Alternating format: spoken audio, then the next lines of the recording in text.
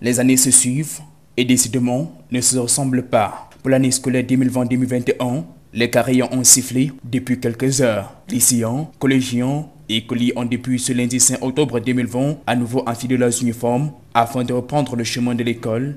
Question de bénéficier des savoirs de leurs encadreurs. Bien entendu, l'horloge ne se faisant que par l'horloger, nous faisons immersion dans l'univers d'un pédagogue dans toute sa plénitude qui, comme ses collègues, a repris des armes dès le jour de la rentrée afin de poursuivre son devoir professionnel. Cette rentrée, il l'a préparée comme tout autre dans les conditions imposées par la pandémie du coronavirus. Dr Jean-Baptiste Thuindem, puisqu'il s'agit de lui, est enseignant depuis 25 années et censeur depuis environ 10 ans au lycée bilingue de Tchang. En tant qu'enseignant, c'est vrai que j'ai, dans mon établissement d'attache, c'est-à-dire le lycée bilingue de Tchang, j'ai une double casquette.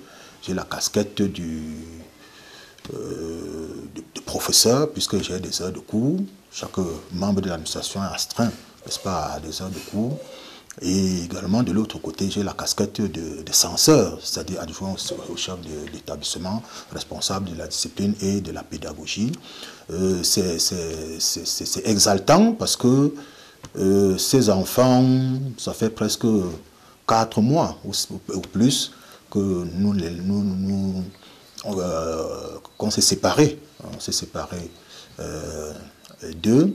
Et quand ils vont nous revenir, au niveau de l'administration, nous avons une forte documentation qui vient de la hiérarchie, du ministère et de la délégation régionale, de la délégation départementale, qui coordonnent, qui vont coordonner, n'est-ce pas, toute l'année scolaire.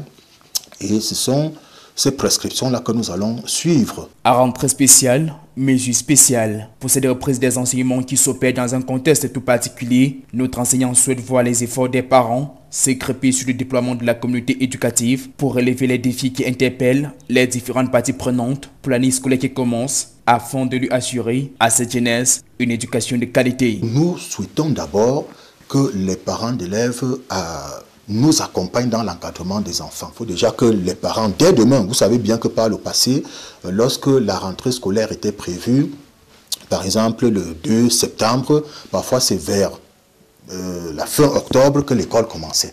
Alors ça fait qu'on perdait déjà presque un mois.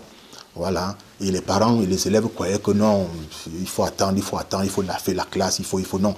Depuis près de 5 ans aujourd'hui et plus, la rentrée scolaire, le jour de la rentrée scolaire, c'est le jour de la rentrée scolaire. Moi, en tant que censeur, j'attends un certain nombre de professeurs dans toutes mes classes. Ils doivent être là et les cahiers de textes sont déjà prêts. Bon, si les cahiers de textes sont déjà prêts, les professeurs sont là, il faut également que les élèves qui ont été retenus, c'est-à-dire que ceux qui ont été promus dans les classes de 5e par exemple, qu'on les retrouve, et ceux qui éventuellement auraient été acceptés venant de l'extérieur, qu'ils soient là le premier jour et qu'ils respectent, n'est-ce pas, toutes les conditions requises pour être élèves, à savoir d'abord la tenue scolaire, il faut qu'ils aient leur sac et qu'ils aient tout le nécessaire, les livres, les cahiers. C'est vrai que les professeurs vont, dès les premiers contacts, leur dire quels sont les livres qui ont été retenus, mais les listes sont déjà affichées.